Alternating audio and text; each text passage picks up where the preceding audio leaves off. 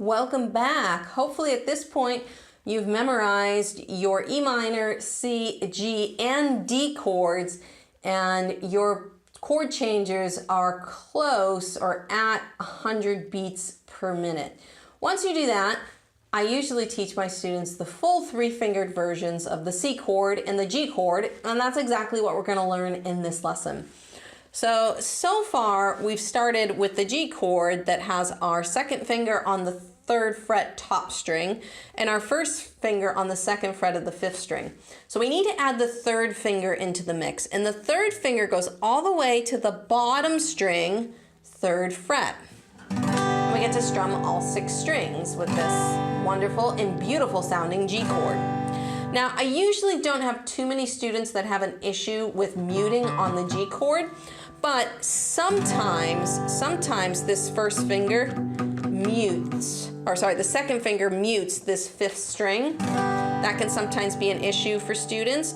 And a lot of times I'll tell them, especially if you have fatter fingers, you might want to move this finger up above so that it might be playing a little bit on the pad of the finger, and it'll get you out of the way of that string below. But for most people, if you just play on your fingertips, it should come through nice. So let me do that again. So we have our regular G chord, the 2-fingered one we've been learning, and we're going to add the 3rd finger to the bottom string, 3rd fret. And that is our beautiful G chord.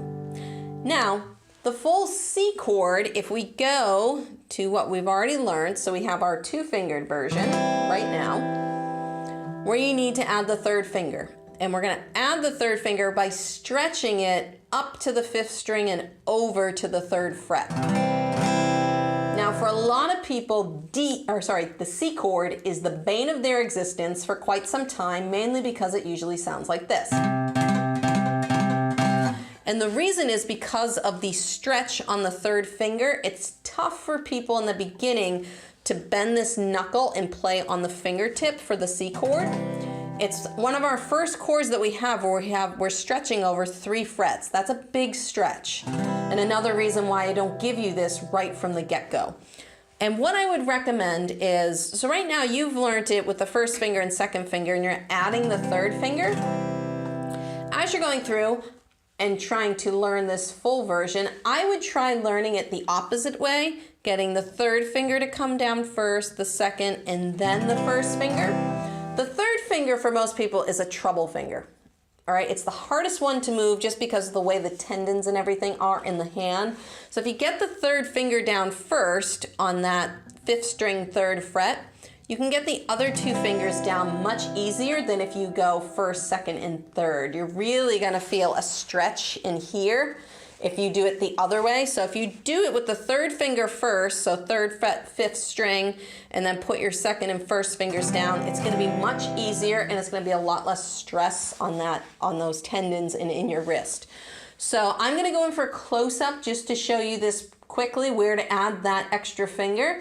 And then we'll move on to our next chords. All right, here's the close-up for the full C and G chord. So if we start at our lovely G chord, we're going to add the 3rd finger right here, this bottom string 3rd fret. And that is our G chord. So we started with our G chord that we know so far. We took this 3rd finger, we added it to the bottom string 3rd fret.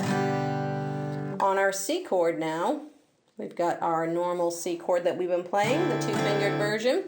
And what we're going to do is we're going to add the 3rd finger on the 5th string 3rd fret. So that might be a little stretch for you, but do as best you can. So we got our original C, and we're going to add the 3rd finger to the 5th string 3rd fret. You'll strum the bottom 5 strings. The hardest part in the C chord is that this 3rd finger here tends to lie flat and mutes the bottom string.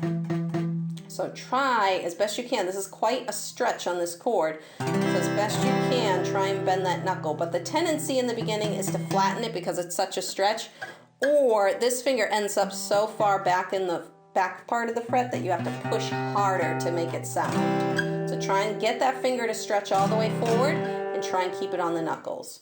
So we have our G chord, adding here, and we have our C chord, adding here. So G, we added this finger. C, we added the third finger here as well. Those are your full C and G chords. Practice hard.